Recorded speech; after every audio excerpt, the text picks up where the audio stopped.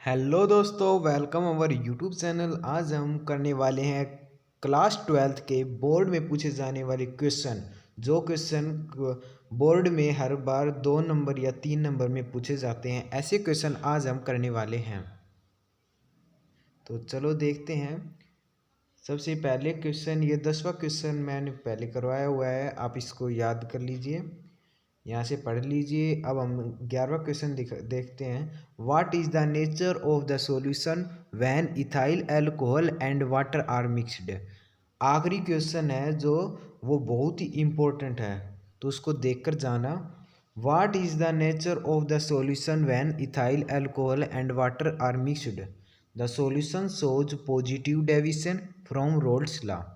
The तो यहाँ पर है ethyl alcohol and water are mixed, इन दोनों को मिलाया जाता है तो क्या होता है। The solution show positive deviation, जो सॉल्यूशन है वो पॉजिटिव डेविएशन शो करता है from Raoult's law, Raoult's law के from Raoult's law. What is azeotropic solution, give one example of maximum boiling azeotrope and minimum boiling azeotrope. तो a liquid mixture which boils at a constant temperature without any change in its composition is called an azeotropic solution or azeotrope. A liquid mixture which boils at a constant temperature without any change in composition is called an azeotropic solution। इसको याद कर लीजिए। Maximum boiling azeotrope mixer of 80% H2O, 80% H2O, 20% HCl, boiling point 108 degree Celsius. इसी प्रकार minimum boiling azeotrope mixer of 94.5 C2H5OH and 4.5% H2O। ये maximum पर H2O जल और HCl का 80 और 20% पर, और मिनिमम एजियोट्रोप मिक्सर 94.5% C2H5OH और 4.5% H2O। और ये बॉइलिंग पॉइंट भी आप याद रख सकते हैं। इसी प्रकार आगे देखिए। What will be nature of solution when chloroform and acetone are mixed। what will be nature of the solution।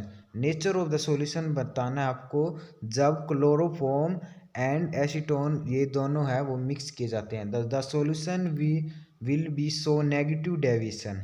तो यहाँ पर देख सकते हैं इन दोनों को मिलाया जाता है, क्लोरोफॉर्म और एसीटोन को, तो ये नेगेटिव डेविएशन दिखाते हैं फ्रॉम रोल्स लॉ। बहुत ही इंपॉर्टेंट क्वेश्चन है ये, बोर्ड में पूछे जाते हैं 2 या 3 नंबर में। Why is the vapour pressure of solution of glucose in water lower than of water than that of water. Why is vapour pressure of solution of glucose in water lower than that water. Vapour pressure है वो glucose वाले water का, यानी glucose के पानी का lower कम होता है वाटर से। तो glucose is an non volatile solute.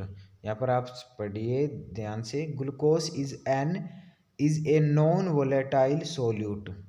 As a result its molecules will not change into vapour, so the vapour pressure of solution will be less than water. तो जो ग्लूकोज होता है वो नॉन वोलेटिक सोल्यूट होता है और it's molecules will not change, इसके molecules है वो चेंज नहीं होते, यानी कि नहीं बदलते हैं इनटू वेपर में। सो इसीलिए vapour pressure of the solution will be less than, water से कम होते हैं। Why is boiling point of the solution gets raised when a non volatile solute is added to it. Why is boiling point of solution get raised when a non-volatile solute is added to it? So the vapor pressure of the solution get lowered, and as a result more vapor are needed in order to make the vapor pressure of solution equal to osmotic pressure। ध्यान से पढ़िए और इसको समझिए। the vapor pressure of the solution gets lowered and result more vapors are needed in order to make the vapor pressure of solution equal to osmotic pressure. So boiling point of the solution is raised.